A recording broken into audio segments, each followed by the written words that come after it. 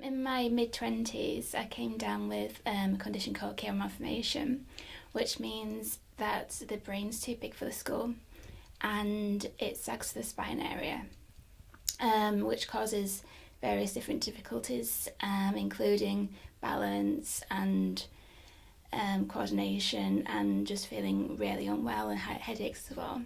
And I became bedbound. Eventually, you're born with Chiari malformation, but it gets gradually worse. I was wrongly diagnosed with dyslexia and dyspraxia because of the coordination balance problems, but as I grew up it just got worse, and then I was diagnosed with labyrinthitis, which is an inner ear condition, but it carried on, so they did a brain scan and they found out Chiari malformation. They had to do an operation on me to relieve some of the pressure. So they removed the back bit of the skull and the top of the spine.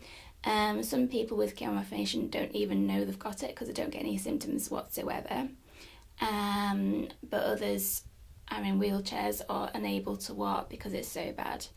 It was a relief in a way. On the brain scan they had two situations actually. They had a grey area at the front of the brain, and at the time they didn't know what it was, so my first question was, is it cancer? I think if you don't know something and it's on the brain, you automatically think the worst.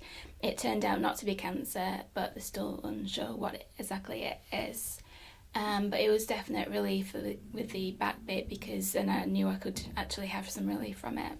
When I was bedbound, I got so frustrated that I couldn't do the things that I wanted to.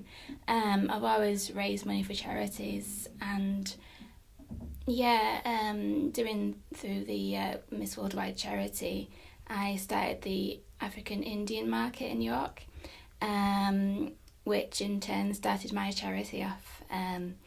The African Indian market was so busy, it was at Clements Hall in York, and the queue was outside, people waiting an hour to get in. So, and we raised a lot of money through doing that and help a lot of charities. So it's a pageant. A lot of people are not sure about pageants. I think it's very beauty queen and you've got to look the part and everything like that. As you can see, I'm 30 and probably not the prettiest girl, but so yeah, for me it's always been the charity side. So I'm really fortunate that I've won it twice, 2 years in a row.